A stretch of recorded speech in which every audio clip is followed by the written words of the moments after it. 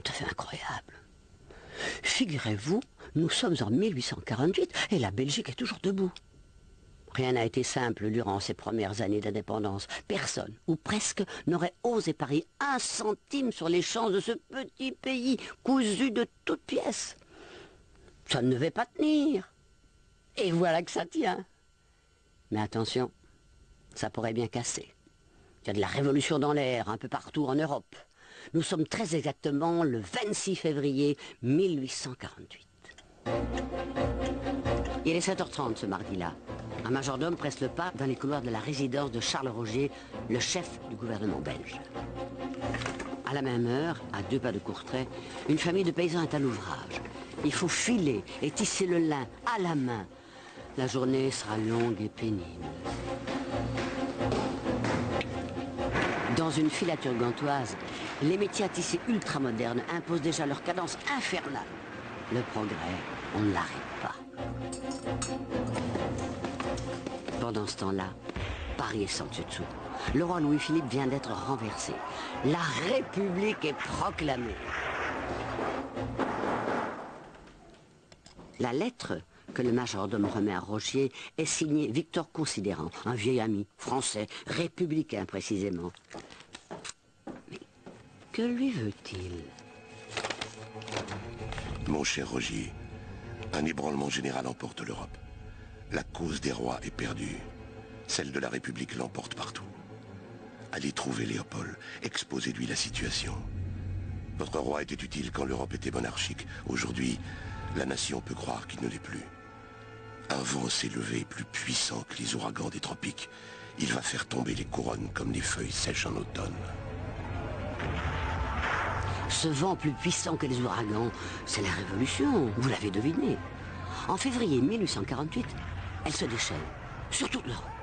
On dresse des barricades, la poudre parle et le sang coule partout. De Prague à Varsovie, de Vienne à Rome, les peuples se soulèvent et veulent balayer les monarchies au pouvoir. En France, le roi Louis-Philippe est en fuite. C'est le père de notre reine Louise-Marie. Sale coup pour son mari Léopold Ier qui perd un appui précieux et qui pourrait bien commencer à s'inquiéter pour son avenir. C'est que Paris n'est pas loin. Comment va réagir le gouvernement de Rogier et le peuple? À Bruxelles, une poignée de manifestants défile au cri de « Vive la République! Vive la République !» Mais Rogier s'en fiche. Une République en Belgique. Il n'y croit pas une seconde. À la poubelle, la lettre de Victor Considérant.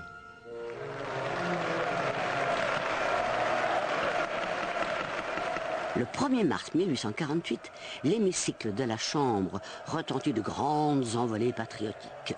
Auguste Delfosse, un député libéral de Liège, se lève et va saisir l'occasion pour prononcer le plus vibrant discours de sa carrière. Conservons intactes les libertés dont nous jouissons. Et si, comme on nous l'annonce, la liberté française doit faire le tour du monde, elle n'a plus besoin de passer par la Belgique. Vraiment, ils n'en veulent pas, nos députés de la République à la française. Qu'ils soient catholiques ou libéraux, ils sont unis pour défendre la couronne et leurs privilèges. D'autant que le bruit court avec insistance que les Français veulent nous annexer une fois de plus. Évidemment, il n'en est pas question. Encore faut-il calmer la rue. Rogier prend le taureau par les cornes. La circulaire qu'il écrit au gouverneur de province ne laisse aucun doute sur ses intentions. Des événements de la plus haute gravité se passent dans un pays voisin. La Belgique, neutre et indépendante, doit veiller avec fermeté et vigilance sur les institutions libérales qu'elle s'est données. Il importe d'empêcher toute agitation.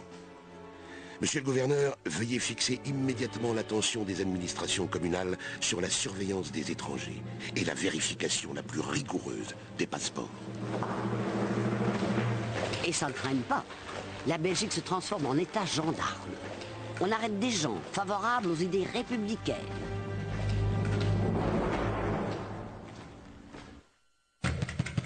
Des étrangers suspectés de troubler l'ordre public sont expulsés. Comme cet Allemand, en exil à Bruxelles.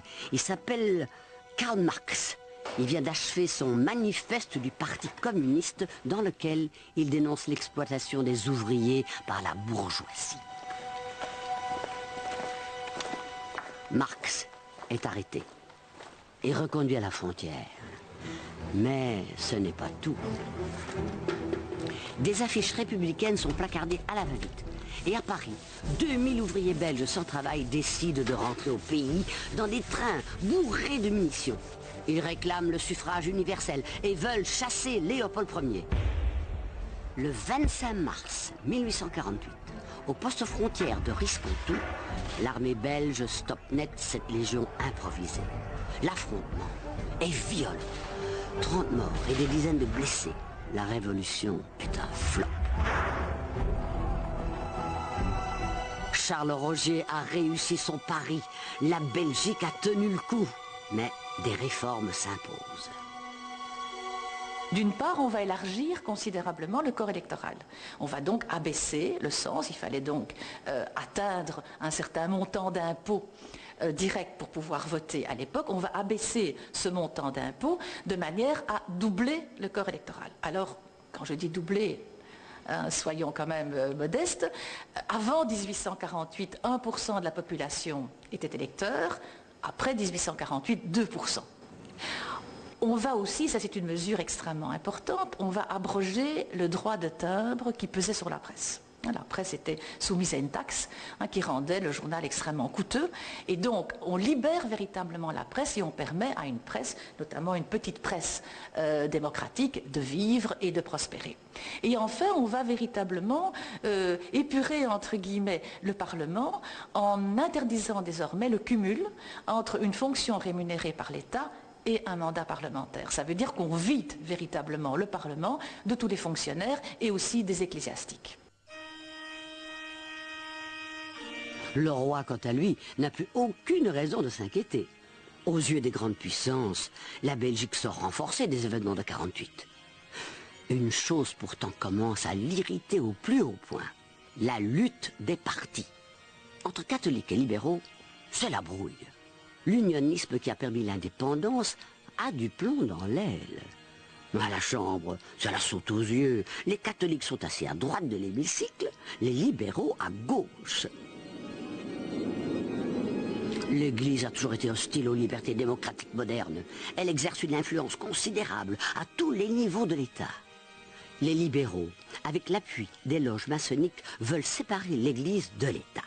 En finir notamment avec l'emprise de la religion sur l'enseignement.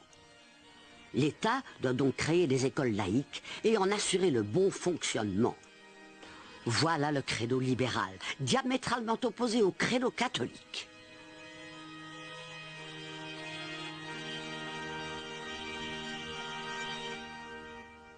Tout, bien sûr, entre catholiques et libéraux sera sujet de bagarres dont on n'imagine même plus actuellement la violence qu'elle a pu avoir, y compris sur le terrain.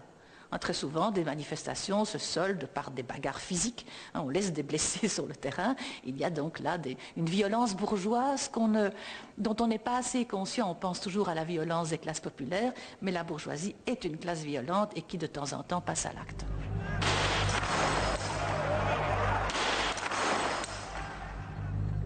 À la moitié du 19e siècle, l'affrontement entre catholiques et laïcs n'en est qu'à ses débuts. Il va s'envenimer tout au long des décennies suivantes. Ce fossé est très profond. C'est presque une marque de fabrique de la société belge. D'ailleurs, il est toujours bien présent aujourd'hui. Les catholiques et les laïcs ont chacun leur réseau d'écoles, leurs hôpitaux, leurs mutuelles. Un enseignement débarrassé de la religion, ce que veulent les libéraux, ça colle bien avec l'idéal de la science utile. La science fournit des vérités sûres et vérifiables. Il faut stimuler la recherche et l'enseignement. Il faut aussi se préoccuper des classes populaires, leur donner les moyens de s'instruire. On va donc créer des bibliothèques publiques, une belle idée. Encore faut-il savoir lire.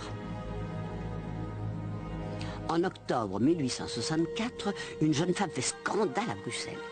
Isabelle Gatti de Gamont fonde la première école laïque pour filles. Et rendez-vous compte, elle veut préparer les femmes à entrer à l'université. Mais du jamais vu. que les femmes quittent leur casserole et qu'elles s'instruisent en plus. Mais pour les catholiques, alors c'en est trop. Tout mouvement d'émancipation commence toujours par l'enseignement. Vous ne pouvez pas avoir un mouvement d'émancipation si vous n'avez pas d'abord des cadres qui vont porter ce mouvement.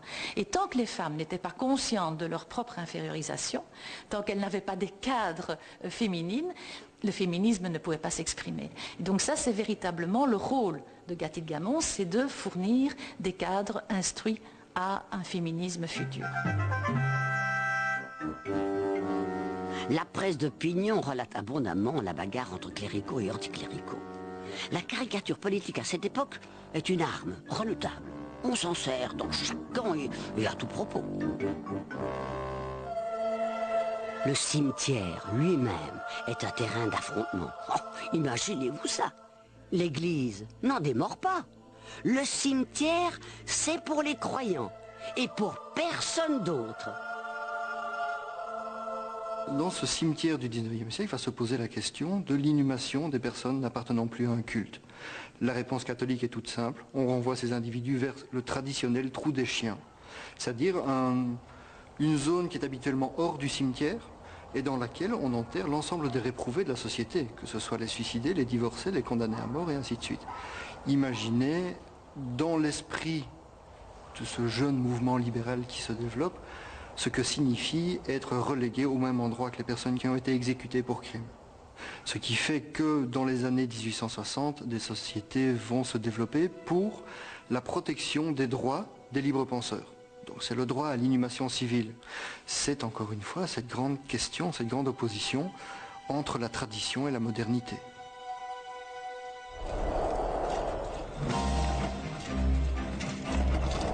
Une découverte fascinante va marquer cette époque, la photographie. Mise au point par le français daguerre, elle va changer notre regard sur le monde, clichés d'époque sur nos villes, nos villages et les gens de chez nous. Les Belges prennent l'habitude de coller de petites vignettes sur leur courrier. Les premiers timbres adhésifs datent de 1849. Ils sont frappés à l'effigie de Léopold Ier. Dans la famille royale aussi, on s'écrit.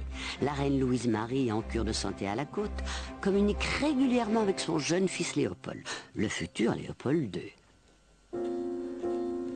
Ostende, 1er mai 1850.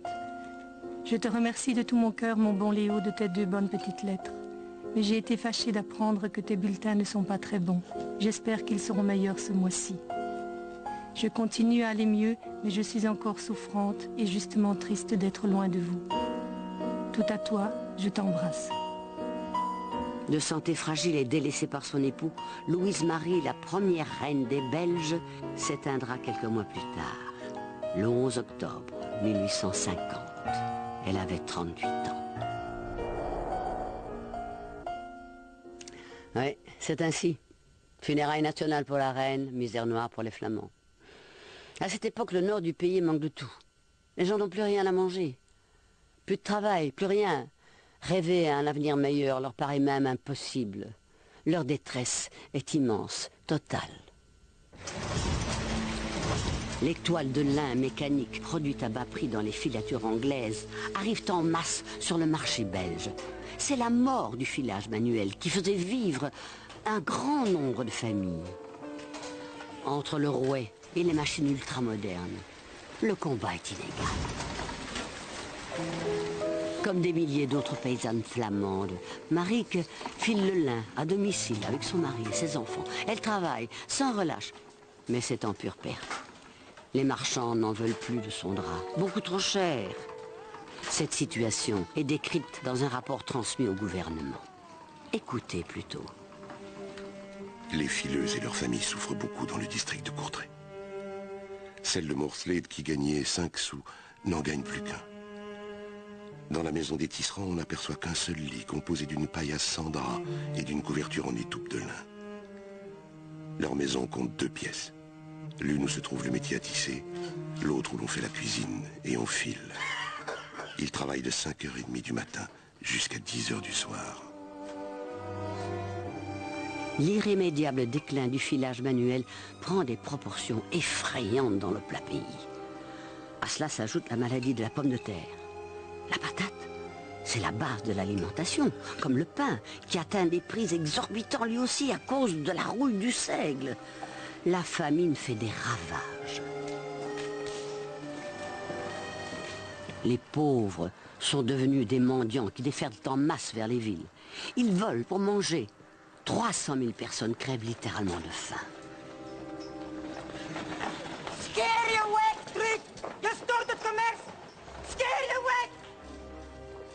Des familles entières sont décimées par le typhus. Pour empêcher les pillages, il faut barricader les maisons où il n'y a plus âme qui vive. La garde civique est débordée. Les bureaux de bienfaisance sont pris d'assaut. Quelques mesures gouvernementales, trop tardives, n'empêcheront pas les campagnes flamandes de sombrer pour longtemps dans un profond sous-développement. À la moitié du 19e siècle, des dizaines de milliers de Flamands sont contraints à l'exode. Beaucoup gagnaient la Wallonie en plein boom économique, ou bien le nord de la France. D'autres tentent de refaire leur vie en Amérique.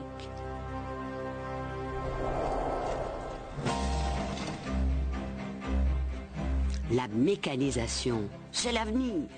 La machine à coudre inventée en 1851 par l'Américain Isaac Singer commence à se répandre à travers le monde. Pendant ce temps-là, si on veut faire trempette à Ostende, mieux vaut respecter le règlement communal. Tricot et pantalon de laine pour les hommes, aïe, long maillot de corps pour les dames, oui. Le temps qui passe a raccourci bien des choses. Victor Hugo est de retour en Belgique. Il s'est installé dans un hôtel au pied du Lion de Waterloo. C'est là qu'il termine Les Misérables. Son roman connaîtra un succès fulgurant. J'ai bien envie de vous présenter un album magnifique si vous ne le connaissez pas. Son titre, La Belgique industrielle. Absolument remarquable. Ce livre a été publié en 1852. C'est un document unique au monde. De superbes lithographies mettent en valeur page après page l'usine modèle, sorte de déesse des temps modernes, image rassurante, idyllique, annonciatrice d'un nouvel âge d'or. Sur le plan industriel, la Belgique des années 1860 est le seul pays européen à pouvoir rivaliser avec la Grande-Bretagne. La prospérité de notre pays repose alors sur le développement exceptionnel des bassins wallons. Charbonnage par centaines, usines métallurgiques, fonderies, verreries. En Flandre, le port d'Anvers, en pleine expansion, joue un rôle déterminant, de même que les grandes manufactures gantoises. Mais l'écart se creuse de plus en plus entre le nord du pays, essentiellement rural, et le sud, en plein essor industriel. Le libéralisme économique triomphe. La bourgeoisie au pouvoir, qu'elle soit catholique ou libérale, partage sur ce point les mêmes vues. L'État met d'ailleurs tout en œuvre pour faciliter la libre circulation des marchandises. La clé du succès, c'est la capacité des usines à exporter. Durant la seconde moitié du siècle, un homme va incarner cette foi inébranlable dans les vertus du libéralisme pur et dur. Walter Frère Orban. Député pendant 47 ans, 2 fois chef du gouvernement, plusieurs fois ministre, il est le chef de file des libéraux. Walter Frère, de son nom, est un Liégeois. C'est un jeune avocat qui est né en 1812 et donc qui est issu d'un milieu relativement modeste mais qui a fait un très beau mariage. Il a épousé Claire Orban qui est une des filles d'un des plus gros industriels liégeois et donc ce mariage va d'une part le propulser dans la bonne société, dans la grande bourgeoisie industrielle liégeoise et d'autre part va lui permettre de se consacrer à la politique et de ne pas devoir gagner sa vie comme avocat. Dès 1846, il s'impose comme l'homme marquant du Parti libéral. Il va le rester jusqu'à sa mort, pratiquement, en 1894. Et donc, c'est quelqu'un qui marque absolument toute la période. C'est un homme qui a une foi totale dans la liberté individuelle. Il ne veut aucune contrainte à cette liberté individuelle. C'est un homme profondément anticlérical et qui veut la séparation de l'Église et de l'État. Et c'est un homme qui n'a pas du tout de sensibilité démocratique et sociale. Frère Orban a marqué de son influence l'épanouissement du capitalisme en Belgique. Son époque voit naître une nouvelle génération de grands capitaines d'industrie. Gustave Boel dans la sidérurgie, Evans Copé dans les fours à coke, Varroquet dans les mines et la métallurgie, Ampin avec les sociétés de tramway, Nagelmakers et sa compagnie de wagons-lits internationaux. Mais n'oublions pas Ernest Solvay. Le procédé chimique qu'il met au point en 1861 permet la fabrication industrielle du carbonate de sodium, dont on se sert beaucoup dans l'industrie du verre. Solvay fonde un empire industriel qui étendra ses usines aux quatre coins du monde. La révolution industrielle avait été faite par des individus et des sociétés familiales. À partir de 1850, ce sont des sociétés anonymes, avec la participation de banques, qui vont tirer le profit maximum des innovations technologiques qui ont été mises au point dans la période précédente. Donc, il y a des innovations dans le domaine de la métallurgie, de la houillerie, des machines à vapeur, de la mécanique. Ce sont des outils qui sont bien constitués et que l'on va vendre. Et comme toute l'Europe, et même plus que l'Europe, s'équipent à ce moment-là en biens industriels, ces sociétés sont des exportatrices qui débordent largement le marché intérieur et qui donc vont engranger des bénéfices considérables. La Wallonie connaît à cette époque la croissance la plus fulgurante de son histoire. Les innovations se succèdent. L'acier remplace le fer, les moteurs à gaz se généralisent et voici la dynamo. Elle annonce l'avènement de l'électricité. Elle détrônera la machine à vapeur. On la doit à Zénobe Gramme, un autodidacte originaire de la région de Liège. N'oublions pas que la dynamo de Zénobe Gramme, c'est 1870. Donc ça veut dire quoi? Ça veut dire qu'à partir de ce moment, on dispose d'une source d'énergie incroyablement plus souple, plus modulable, plus transportable, puisqu'un fil suffit, là où autrefois il fallait des courroies, des engrenages, etc. Donc il va, pour nos industriels, y avoir une période extrêmement dure de reconversion technologique. C'est une véritable période de mutation où les industriels plus lucides devancent la nécessité et les industriels moins lucides sont obligés d'être à la remorque.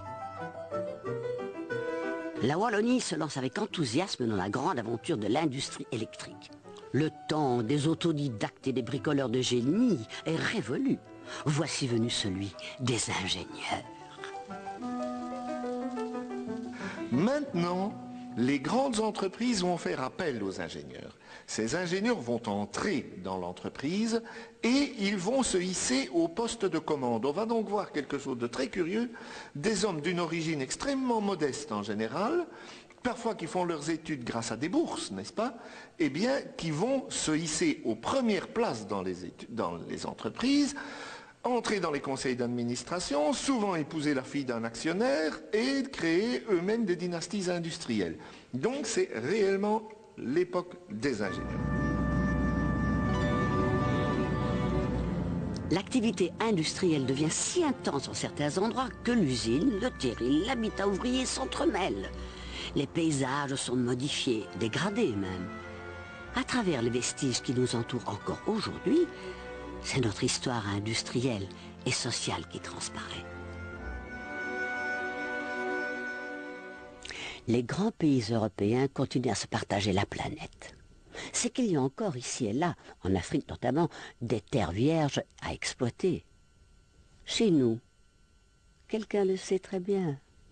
Il est même persuadé que la Belgique pourrait prendre elle aussi sa part du gâteau mondial. En 1860, le duc de Brabant futur, Léopold II, a 25 ans. Jusqu'ici, les Belges ne le connaissent pas. On dit qu'il est de santé fragile et qu'il n'est pas très causant. Son mariage avec Marie-Henriette de Habsbourg n'est pas une réussite sentimentale. On dit aussi que les idées extravagantes du jeune homme inquiètent son père. Mon cher Léo, mon bon enfant, tu es maintenant parvenu à un âge plus mûr. Fais un examen sérieux et intérieur de toi-même. Passe en revue tes dispositions, ta manière de voir les choses et les hommes, tes fautes même. Comprends-tu quel danger il y a si on n'a pas confiance en toi, si l'on doute de ton jugement? L'héritier de la couronne va-t-il tenir compte des recommandations de son père? Entre eux, le courant ne passe pas. Le père s'est consacré à doter le pays de bases solides. Non, ce qui attire le fils, c'est le vaste monde. Il voyage beaucoup. Le système colonial mis en place par les Hollandais à Java le fascine. Il n'a qu'une idée en tête. Quand il sera roi, la Belgique aura, elle aussi, des possessions outre-mer. Il l'écrit, noir sur blanc, dans son carnet de notes. Il faut qu'un jour le drapeau belge flotte dans les 5 parties du monde. La Belgique doit devenir la capitale de l'Empire belge, qui se composera, Dieu aidant, des îles du Pacifique, de Bornéo, de quelques points de l'Afrique et de l'Amérique, et enfin, de positions de la Chine et du Japon. Voilà mon but. Je suis seul à le poursuivre. En surexcitant la fibre nationale, je me crée des apôtres et des soutiens. Il est vrai que le duc de Brabant, donc le futur Léopold II, est parvenu à s'attacher quelques collaborateurs qui lui seront extrêmement dévoués, mais son père considère qu'il entretient des chimères, et d'ailleurs il y a eu un moment où Léopold Ier était très inquiet sur la capacité de son fils de lui succéder, c'est-à-dire que le duc de Brabant était tellement emporté par ses idées, il était très peu présent en Belgique. Il ne faut pas oublier qu'à la veille de la mort de Léopold Ier, il revenait d'un voyage de 6 mois qu'il avait mené jusqu'en Chine. Le 10 décembre 1865, le roi Léopold Ier s'éteint au château de Laeken. Il avait 75 ans. Un demi-million de Belges assistent aux funérailles. Dès le lendemain, Léopold II prête le serment constitutionnel. Avec lui, la Belgique va changer de visage. Le rêve colonial du nouveau roi mettra 20 ans pour se concrétiser. En revanche, c'est très rapidement que Léopold II va donner libre cours à l'autre passion qui l'habite, celle de l'urbanisme et des grands travaux.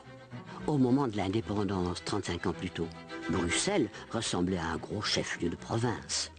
Le centre de la ville, traversé par le cours sinueux de la Seine, avait encore toutes les caractéristiques d'une cité médiévale avec ses petites rues et ses maisons trapues. Dès la moitié du 19e siècle, la capitale du jeune État belge se métamorphose. De nombreux quartiers sont construits.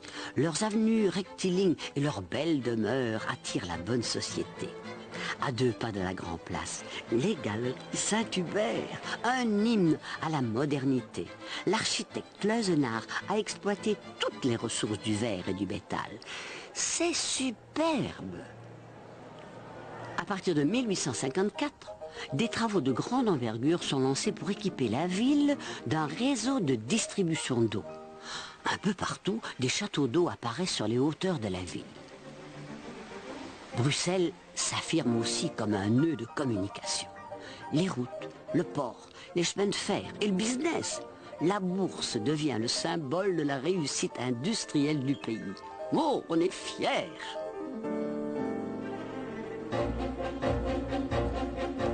Avec le palais de justice, on va faire dans le gigantesque, le pharaonique, 17 ans de travaux, le plus vaste chantier européen de l'époque. Un mastodonte, babelesque, dira Verlaine. Schieven architecte, diront les Bruxellois en parlant de Joseph Poulaert. De son côté, l'ingénieur Victor Besme propose un plan d'ensemble pour l'embellissement de l'agglomération. La ville, en pleine explosion démographique, s'étend à vive allure. Elle a besoin d'air, de parcs publics. Léopold II soutient financièrement les travaux. Une division de plus en plus nette de l'espace bruxellois se dessine. À l'est, les quartiers aisés de la bourgeoisie francophone. À l'ouest, les quartiers ouvriers, la zone, à dominante flamande où se mélangent logements insalubres et fabriques en tout genre. De nombreuses industries s'installent à Molenbeek le long du canal. Une main-d'œuvre abondante y afflue, comme par exemple à la Compagnie des Bronzes, une grande fonderie dont les vestiges ont été préservés jusqu'à aujourd'hui. On y travaille à feu continu pour fabriquer des luminaires, mais aussi de grandes statues à la gloire de nos héros nationaux. On embauche à tour de bras dans les usines métallurgiques, dans les filatures, les tanneries, les brasseries. L'activité est si intense qu'on parle de Molenbeek comme du petit Manchester belge. Au milieu des années 1860, une véritable obsession s'empare des autorités bruxelloises. L'hygiène publique. Je crois qu'il n'y a aucune comparaison possible entre notre époque et ce que les gens vivaient il y a à peine un siècle et demi, dans la mesure où il n'y a aucune mesure d'hygiène véritablement corporelle, disons. Songeons à ces habitations, il n'y a pas nécessairement d'eau courante, donc on ne se lave évidemment pas chaque jour. Même chose pour les vêtements, on ne les lave pas régulièrement, on les lave peut-être tous les 15 jours, 3 semaines. Il y a donc toute une atmosphère olfactive, de sueur, de travail, de tout ce que l'homme peut dégager, que nous avons complètement perdu actuellement. Et puis, il y a la Seine.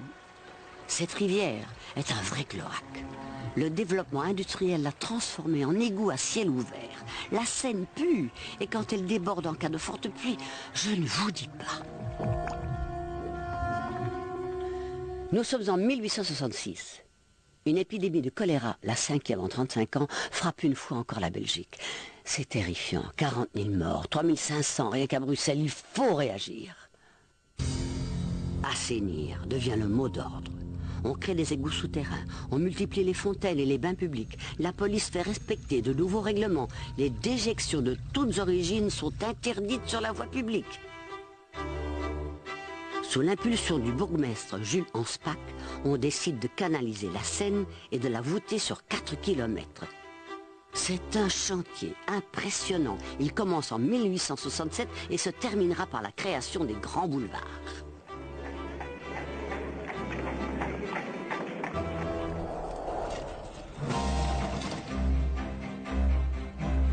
À Anvers, le 27 août 1866, le flamand est reconnu comme langue officielle par les autorités de la ville. C'est un premier pas vers l'affirmation d'une langue marginalisée sur le plan national. L'année suivante, en 1867, un épicier de Charleroi met en place un réseau de distribution alimentaire à succursales multiples. Son nom est devenu une enseigne toujours bien présente aujourd'hui. Un petit prince est mort. Il avait 10 ans. Comme son père, il s'appelait Léopold. Il était l'héritier de la couronne. Une maladie foudroyante l'a arraché à l'affection des siens. C'était le 22 janvier 1869. Le même jour, un gamin, il aurait pu s'appeler André, descend pour la première fois au fond de la mine. Il a 10 ans lui aussi. Le portrait du jeune État belge en plein progrès industriel et technique a aussi sa face cachée. Celle d'un prolétariat surexploité et sans droit dont les effectifs sont en pleine croissance. Dans l'espoir d'une vie meilleure, des milliers de paysans wallons et flamands prennent le train pour gagner les usines et les charbonnages. On leur octroie des abonnements à tarif réduit. Une classe ouvrière prend forme, mais elle n'est pas encore organisée. Elle n'a pas conscience de sa force. Notre pays accuse un grand retard à cette époque. La sécurité sociale n'existe pas. Se syndiquer, interdit, de même que faire la grève. Les salaires, ils sont maintenus au plus bas. 6 à 8 francs par semaine pour les hommes, la moitié pour les femmes, le tiers pour les enfants. Le développement industriel de la Belgique s'est réalisé sur un véritable dumping social par rapport aux pays voisins, partenaires et concurrents des échanges économiques.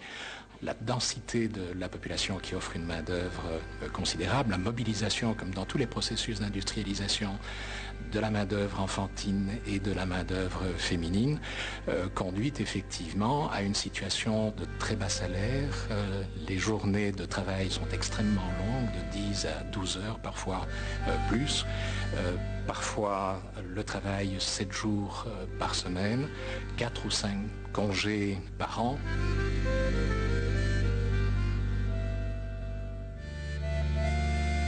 Moi, c'est Marguerite. Je suis trieuse au charbonnage de bois du Luc. Adrien, mon mari, est mineur de fond. Il travaille avec nos 2 fils. Jacques a 8 ans et Simon vient d'avoir ses 10 ans. Chaque jour, quand je les vois descendre au fond du trou, j'ai mal au cœur en pensant au Grisou. Mon travail, c'est toujours la même chose. Le charbon défile devant moi et avec Anne, mon aînée, on enlève la pierraille. On fait ça toute la journée, du matin au soir. C'est fatigant, mais bon, je ne me plains pas. On a du travail, c'est le principal. Envoyer mes enfants à l'école, vous n'y pensez pas. Sans leur paix, on n'arriverait jamais à joindre les 2 bouts. Tout le monde travaille dans les familles ouvrières, les enfants, filles et garçons, parfois avant l'âge de 8 ans. On les embauche par milliers dans les mines et les filatures, bien souvent au péril de leur vie.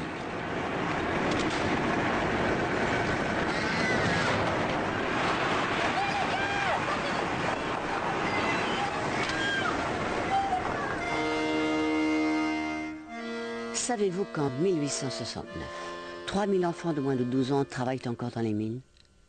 Pourquoi? Leur petite taille leur permet d'atteindre des endroits difficiles dans les galeries. Ces enfants gagnent 3 fois rien. Un véritable esclavage qui ne cessera qu'en 1914, quand l'enseignement deviendra obligatoire. Eh oui. À cette époque, la Belgique officielle, celle des nantis, nage en pleine opulence. Elle ne songe pas à améliorer le sort de l'ouvrier. Bien sûr, il y a la charité. Les œuvres de bienfaisance sont très actives, aussi bien du côté catholique que libéral.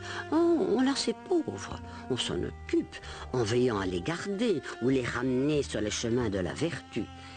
Mais ce qu'il convient de préserver avant tout, c'est l'ordre social établi. Dans la classe laborieuse, les domestiques ne sont pas les moins à plaindre.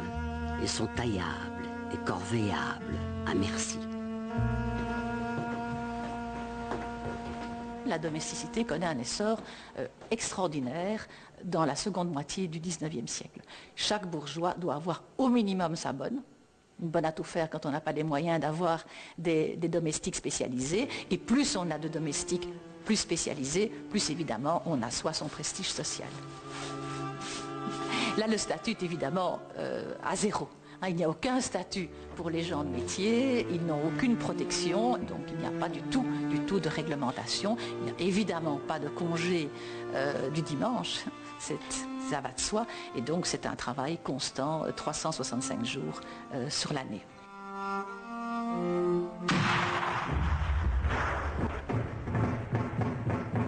Le 2 septembre 1870, la guerre franco-prussienne se termine à Sedan par la défaite cuisante de Napoléon III, l'empereur des Français. Bismarck, le chancelier du roi de Prusse, triomphe. La Belgique l'a échappé belle, nos frontières n'ont pas été violées.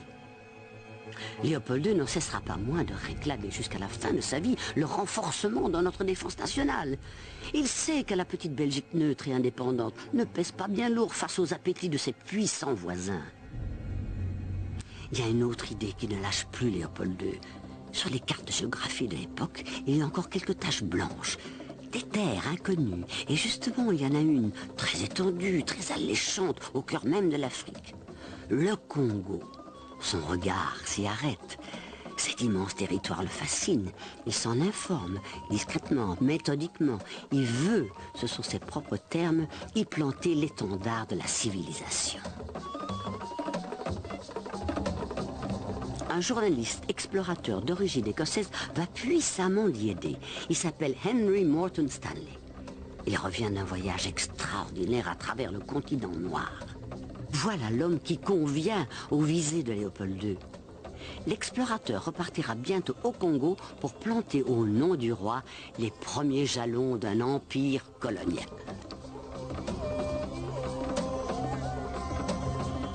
Dites-vous bien que Léopold II agit à titre privé et en grand secret. Le gouvernement lui-même ignore ce qui se trame au château de Laeken. Le roi va de l'avant, sans tergiverser. Il mobilise sa fortune personnelle, il l'épuise même. La reine Marie-Henriette est très inquiète. Elle le fait savoir à l'un de ses conseillers. Une mère doit penser à l'avenir de ses enfants. et je n'ai pas de fortune personnelle. Ne pouvez-vous pas aller trouver le roi, lui parler énergiquement en lui représentant ce que deviendrait sa position dans ce pays s'il se ruinait pour cette folle chimère? Marie-Henriette. Au fond, ce qui se passe dans le cas de l'aventure africaine Léopold II, c'est qu'il a, disons, il n'a pas pu mener à bien un plan préétabli. Il a constamment dû saisir des occasions, saisir des opportunités. Donc l'œuvre congolaise, enfin je ne sais pas si de nos jours c'est encore très convenable de dire l'œuvre congolaise, mais cette œuvre congolaise est une œuvre qui est constituée d'une série de coups de poker.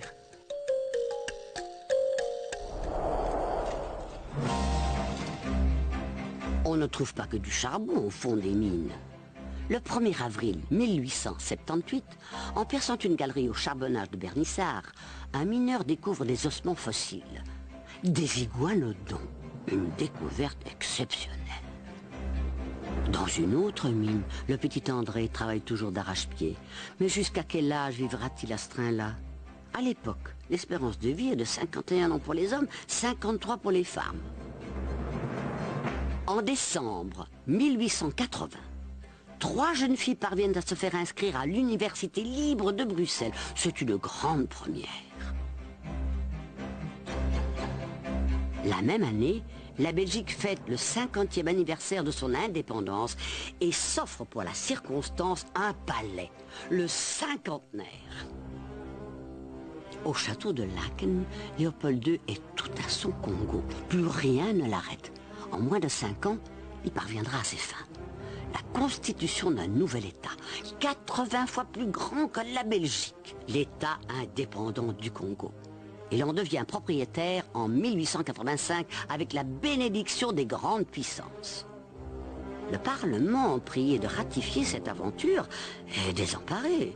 Les Belges n'ont aucune ambition coloniale, mais que leur roi devienne le souverain absolu d'un tel empire, cela dépasse leur entendement.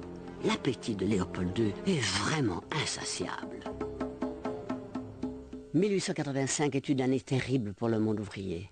La crise économique qui frappe la Belgique comme l'ensemble du monde industrialisé fait très mal.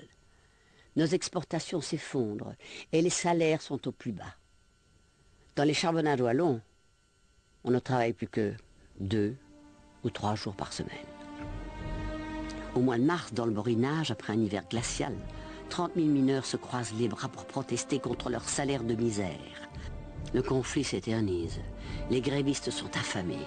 Ils vont bénéficier de la solidarité des socialistes gantois du mouvement Vorreut.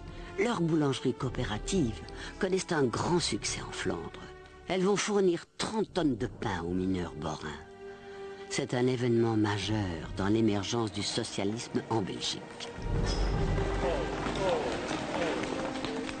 C'était effectivement une prise de conscience considérable de l'unité de la classe ouvrière dans le pays, de la nécessité de s'organiser. Partout en Wallonie, on va créer des boulangeries coopératives pour imiter les exemples de Bruxelles et de Gand. Et cela explique très largement d'ailleurs le succès des congrès de constitution du Parti ouvrier, puisque jusqu'alors, les Wallons, les organisations ouvrières wallonnes sont très réticentes à l'égard de la lutte politique. Et c'est dans ce mouvement de solidarité nationale que les organisations wallonnes vont participer à la création de ce parti. Le Parti ouvrier belge est créé le 5 avril 1885 au Café Le Cygne sur la Grande Place de Bruxelles. L'événement passe inaperçu. Et pourtant, il fera bientôt parler de lui ce parti qui réclame le droit de vote pour les ouvriers. Son mot d'ordre, c'est le suffrage universel. Parmi les fondateurs du POB, César de Pape, un médecin des pauvres qui se bat depuis très longtemps pour la réforme électorale. C'est aussi un théoricien qui joue un rôle important dans la première internationale. Il est un de ceux qui ont permis à Marx de faire triompher l'hypothèse collectiviste au sein de l'internationale. En revanche, du point de vue politique, il va prendre très rapidement la voie de ce qu'on appelle un socialisme réformiste basé sur l'organisation, sur le développement de toute une série d'associations qui pourront, y compris au plan économique, les coopératives, prendre une place plus importante dans l'activité économique générale. En mars 1886, Alfred de Fuisseau, un avocat borin, publie une brochure percutante, le Catéchisme du peuple. Diffusé à 250 000 exemplaires, ce catéchisme rouge est un brûlot. Il aura un retentissement inouï dans le monde ouvrier, mais aussi dans les rangs des libéraux progressistes. Qu'est-ce qu'un esclave? C'est un être auquel on ne reconnaît qu'un seul devoir, celui de travailler et de souffrir pour les autres. À quoi reconnaissez-vous en Belgique l'homme libre de l'esclave? En Belgique, l'homme libre est riche, l'esclave est pauvre. Que faut-il donc pour faire d'un esclave un homme libre? Il faut lui donner le droit de vote, c'est-à-dire établir le suffrage universel.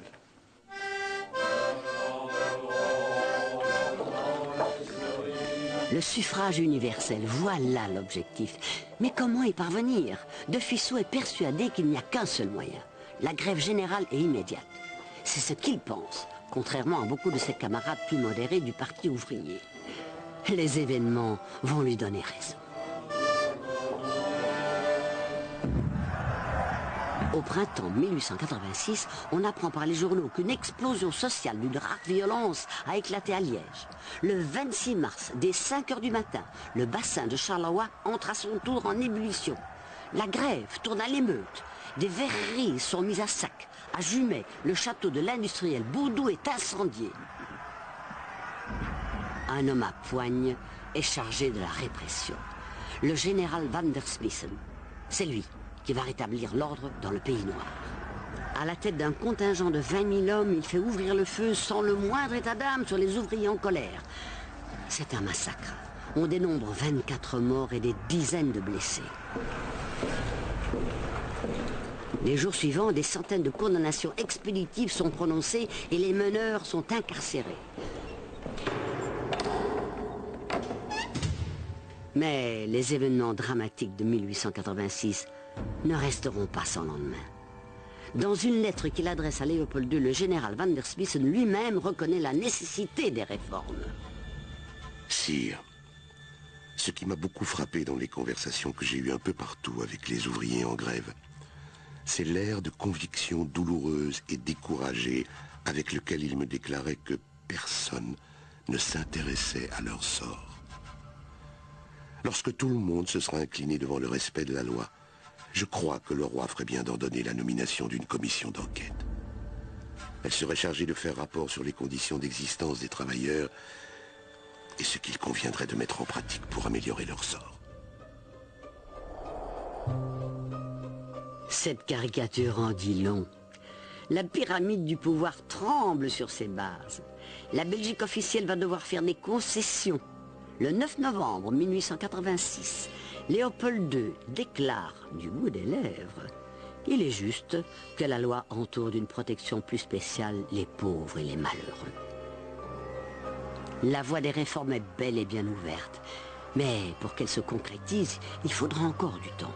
Du temps et quelques grandes manifestations pour la justice sociale et le suffrage universel.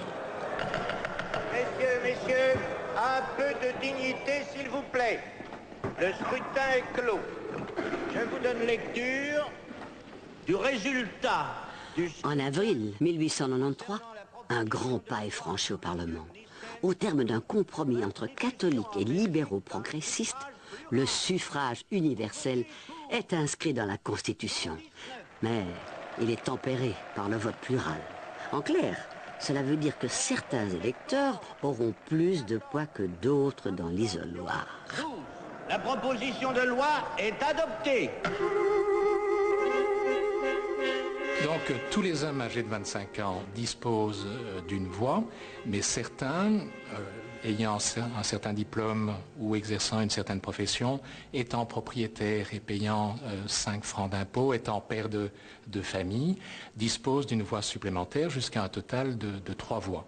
C'est donc un moyen de conservation sociale puisqu'on élimine les jeunes, ceux qui ne sont pas propriétaires, ceux qui ne sont pas pères de famille, c'est-à-dire ceux qui, notamment, lors des événements de 86, ont montré qu'ils étaient actifs dans le mouvement social. Quant aux femmes, les femmes, elles restent totalement exclues du débat politique. Elles devront attendre plus d'un demi-siècle pour pouvoir voter aux législatives. Il n'empêche, la réforme électorale de 1893 est une étape importante pour notre démocratie. Dès l'année suivante, elle ouvre les portes du Parlement à 28 députés socialistes. La classe ouvrière a désormais voix au chapitre. La politique ne sera plus jamais comme avant. Un prêtre d'Alost, qui s'est résolument engagé en faveur de la réforme électorale, est lui aussi élu à la Chambre. Il s'appelle Dance.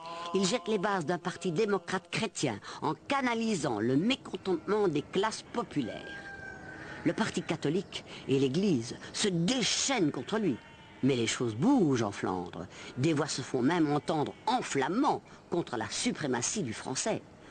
Le Nord sortira bientôt de sa torpeur.